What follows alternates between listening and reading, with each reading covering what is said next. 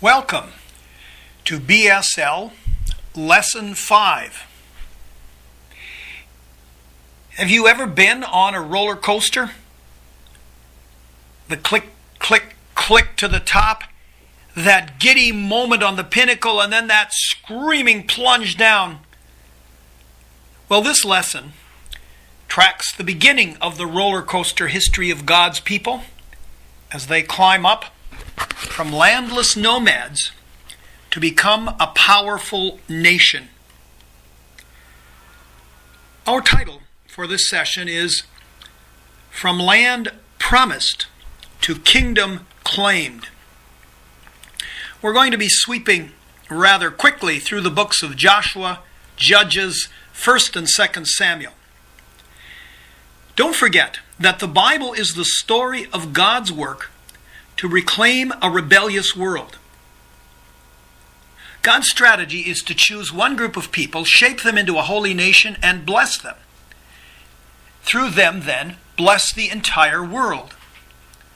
Will this strategy work? That's the question that drives the Bible's narrative forward. In our last lesson, we left the people of God on the eastern edge of Canaan, about to enter the land that had been promised by God to their ancestor Abraham nearly 800 years earlier. Waiting 800 years for a promise to be fulfilled. This puts a whole new meaning to the term delayed gratification, doesn't it? The time is about 1250 BC. Joshua is the new leader of the people of God. The book of Joshua tells of the invasion of Canaan and the division of the land amongst the 12 tribes of Israel. The first 11 chapters of this book paint the picture of dramatic and bloody battles by which Israel destroys the inhabitants of the land. We get the impression that this was a blitzkrieg, a lightning war, and that all of the Canaanites were utterly destroyed. This is not easy reading for those of us who are members of the New Covenant and who follow Jesus Christ, the Prince of Peace. In Joshua 6, we read the story that many of us learned in Sunday school. God causes the walls of Jericho to fall down when the people of God march around the city, blow their trumpets, and shout. It's a nice little story, but it ends with these words from verse 21. Then they devoted to destruction by the edge of the sword all in the city, both men and women, young and old, oxen, sheep, and donkeys. The writers of this book insist that they were following God's command. You see that in Joshua 11, verses 10 and following. What are we supposed to do with these acts of genocide against the dwellers in this land? I don't have the definitive answer. But there are some things that we can all think about. History is written by the winners. And in the Bible's case, this history was likely transmitted orally for centuries before it was written down. The scenarios we have here may be idealized versions of the events. These chapters describe a rapid invasion and takeover. Archaeologists have found evidence that these nomadic tribes came in more gradually and didn't always destroy cities and murder all inhabitants.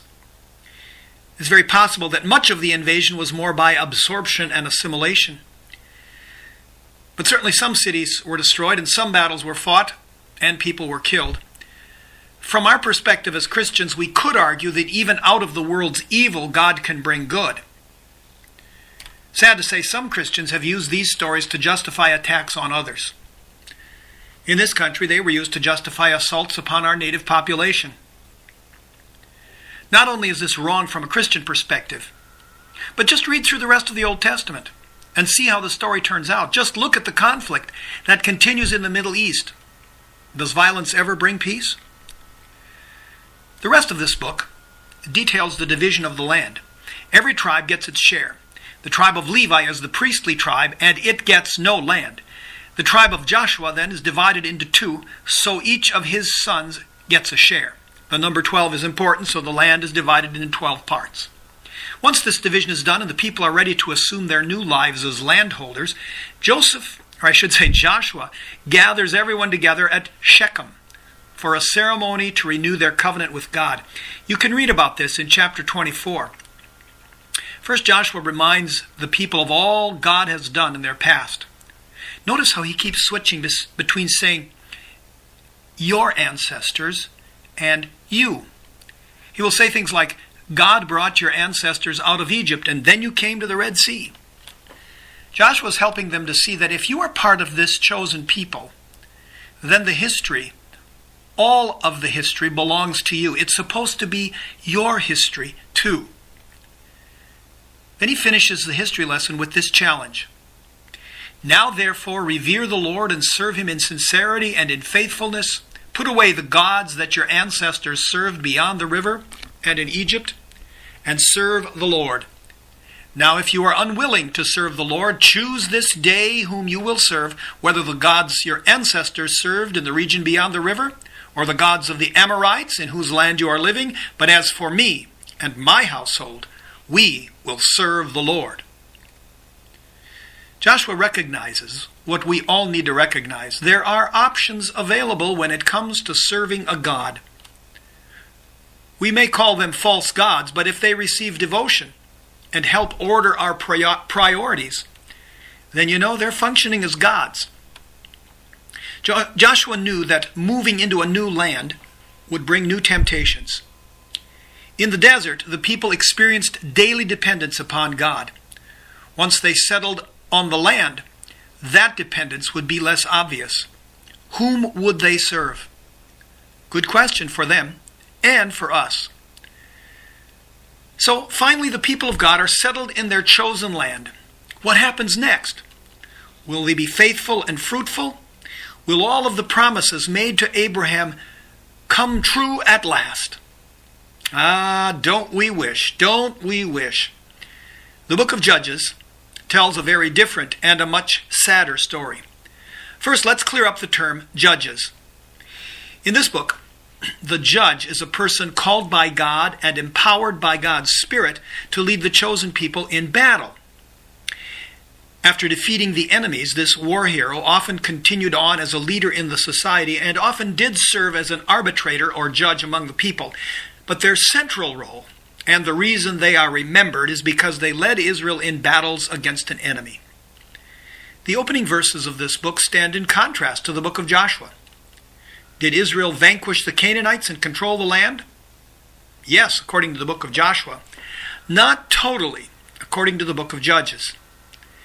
This book covers the period from about 1200 BC to 1050 BC.